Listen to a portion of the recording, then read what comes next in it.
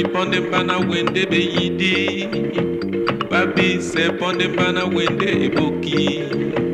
Balangwe di pondem bana weben madiba. Balangwe di pondem bana ogwe di jalala. Bisao. Balangwe di pondem bana wende be yidi. Babi se pondem bana wende eboki. Balangwe di pondem bana weben madiba. Babi se pondem bana ogwe di jalala. Bisao. Otitiniga. Bisao. Usimalawa. Bisao.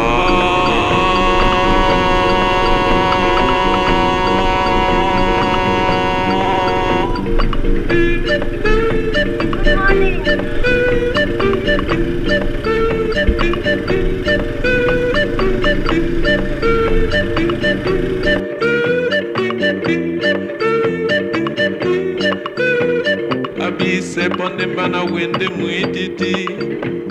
Balangwe di. Φώναζα πριν μη μωρό και φωνάζανε κι αυτά.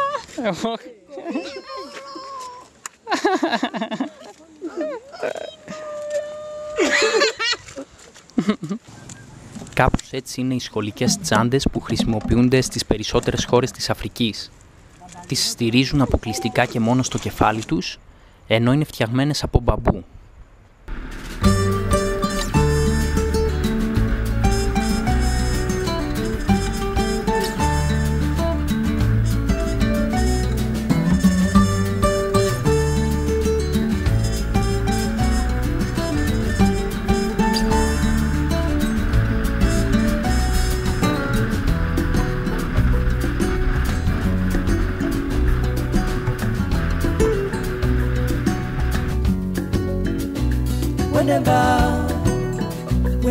Αυτή εδώ είναι η πόλη της Μπαμέντα, στα 1400 μέτρα υψόμετρο.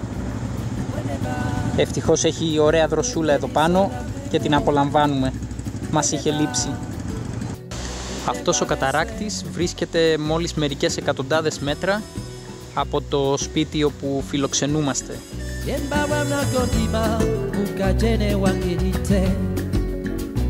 Kalongemo mawasano e dolamo hoteli basubetande kamukombe wenemba e wenemba modi wenemba mese wenemba di solame.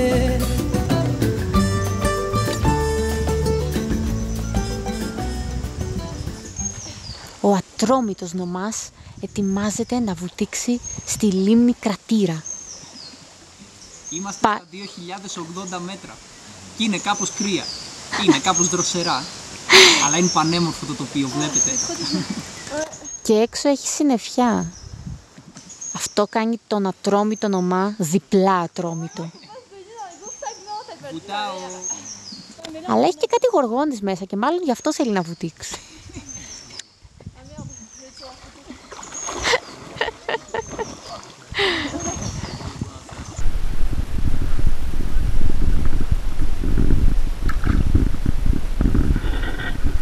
Είμαστε στα 2080 μέτρα υψόμετρο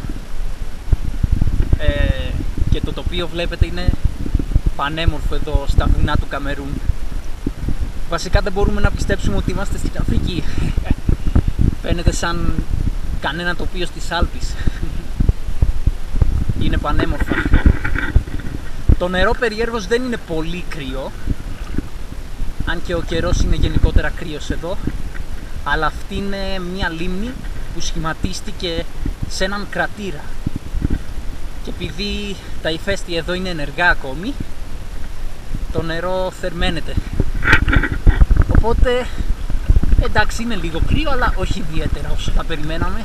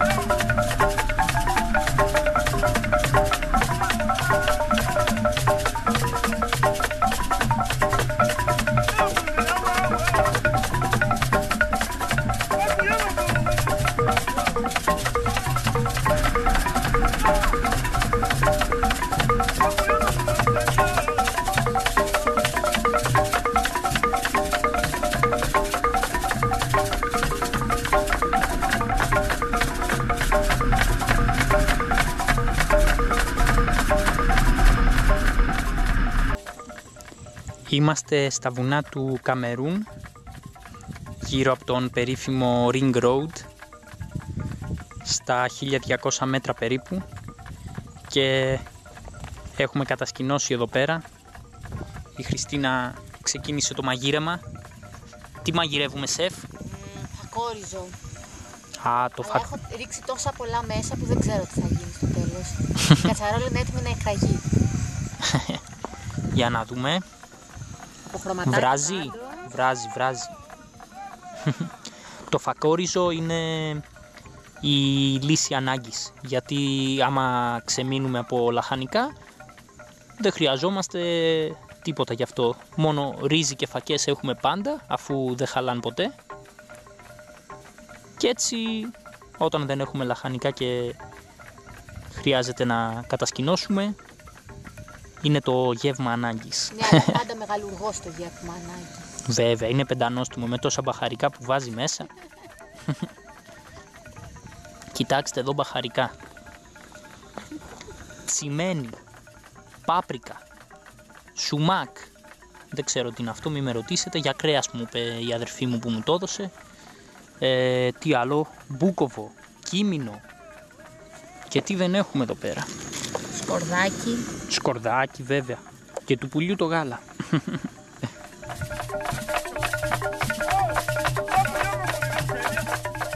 Αυτό είναι το περίφημο παλάτι του Φουμπάν.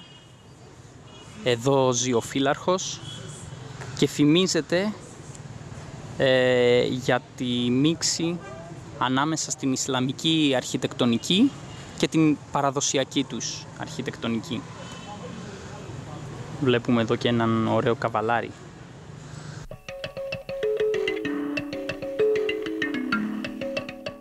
Αυτό είναι το παλάτι του Μπαντζούν, ένα από τα πιο ιδιαίτερα όλης της χώρας. Βλέπετε πόσο τεράστια είναι η αχιρένια σκεπή και όλες οι κολόνες είναι ξυλόγλυπτες, ιδιαίτερα περίτεχνες.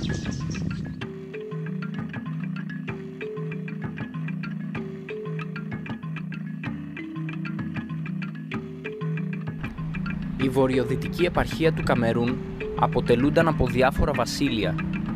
Μέχρι σήμερα, εκεί σέβονται ιδιαίτερα τους φυλάρχους τους. Όταν συναντά κανείς ένα φύλαρχο, απαγορεύεται να του κάνει χειραψία. Πρέπει να χτυπήσει παλαμάκια 3 φορές και αν του δοθεί ο λόγος, ύστερα θα μιλήσει. Αυτή εδώ η αίθουσα είναι το μέρος όπου συγκεντρώνονται οι 9 σοφοί του βασιλείου του Μπαντζούν.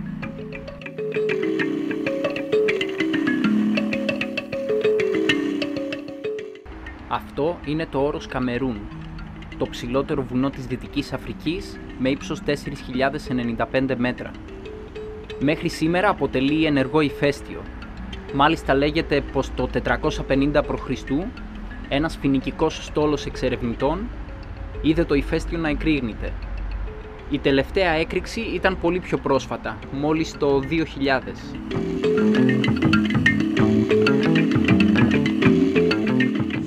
Μετά από μήνες κολυμπάμε πάλι εδώ στον Ατλαντικό, στα νότια του Καμερούν. Ο καιρός βέβαια είναι συννεφιασμένος, αλλά εντάξει, δεν πειράζει.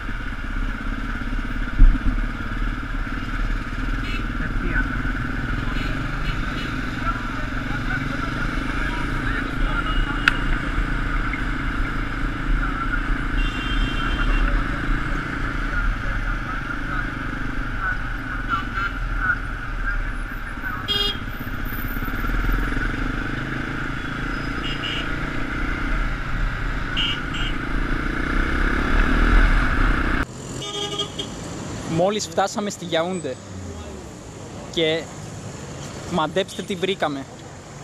Πρώτη μας στάση ήταν εδώ. Ελληνικός φούρνος από τους πολλούς που έχει στην πόλη και φυσικά μπήκαμε μέσα να χαρούμε επιτέλους ένα σωστό γλυκό. Είχε αληθινές πάστες.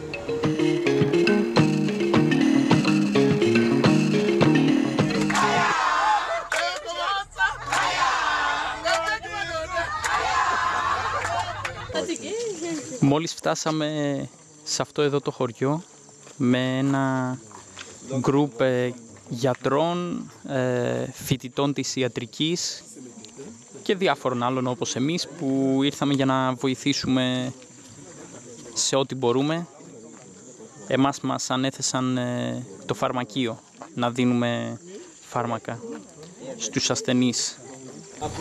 Σε αυτό το λεωφορείο χωρέσαμε γύρω στα 30 άτομα, ο ένας πάνω στον άλλον βέβαια, και όλος ο ιατρικός εξοπλισμός βλέπετε είναι στην οροφή. Μέχρι και γεννήτρια έχει φορτωμένη εκεί πέρα, γιατί θα γίνουν εγχειρήσεις ακόμη και κατά τη διάρκεια της νύχτας και όλα αυτά θα γίνουν σε ένα απλό κτίριο, έτσι, ένα άδειο δωμάτιο με 4 τοίχους, το οποίο οι γιατροί θα το εξοπλίσουν με ό,τι χρειάζονται για να φέρουν εις πέρα στις εγχειρήσεις.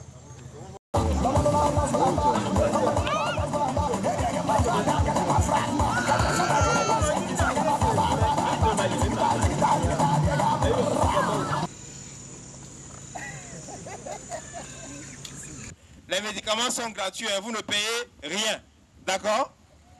Vous prenez les médicaments là-bas et après on peut opérer certaines personnes. Si on doit vous opérer, ça va se passer ici là, toujours, vous comprenez?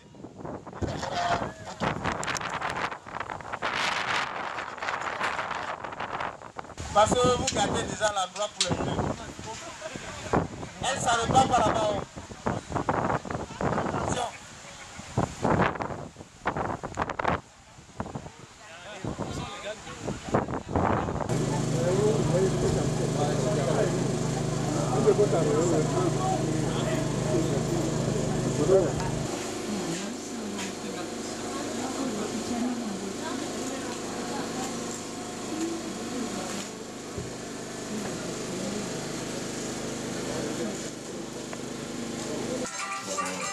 Okay. Thank you.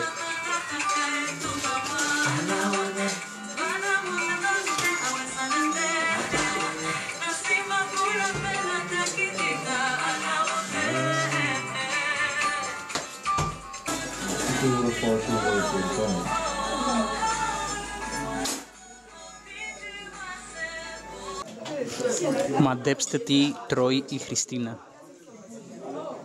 Αυτό εδώ που μας σουλάει είναι φίδι. Σ' αρέσει? Όχι πολύ. Σαν αστυχένει. Έχει και τα λέπια. Έχουν και τα φίδια λέπια. Και πολύ κοφρό. Και είναι οχιά. Οχιά φαρμακερή που λένε. Μας έφεραν εδώ πέρα στο σπίτι του φύλαρχου για να ταΐσουν όλους τους εθελοντές, τους γιατρούς και όλους εμάς που βοηθάμε εδώ στο νοσοκομείο. Και έχει διάφορες τέτοιες σπεσιαλιτέ για να μας τιμήσουν.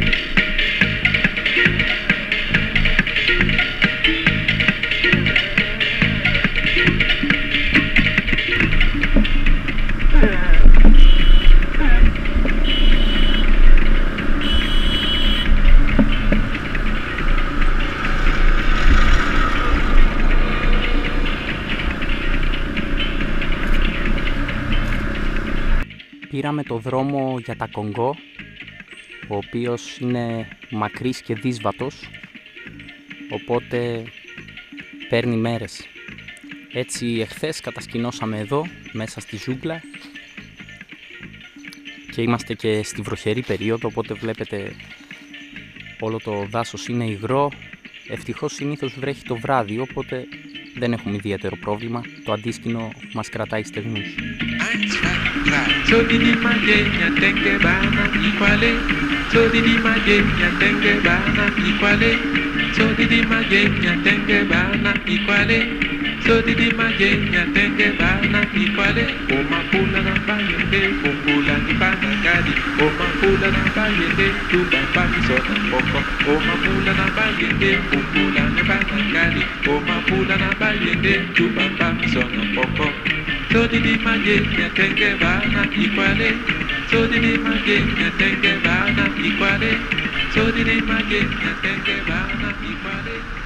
Τελικά αφιερώσαμε 39 μέρες στο Καμερούν και καλύψαμε 1960 χιλιόμετρα. Αν και δεν το περιμέναμε, το Καμερούν κατέκτησε τη δεύτερη θέση στην καρδιά μας, μετά από τη Γουινέα φυσικά.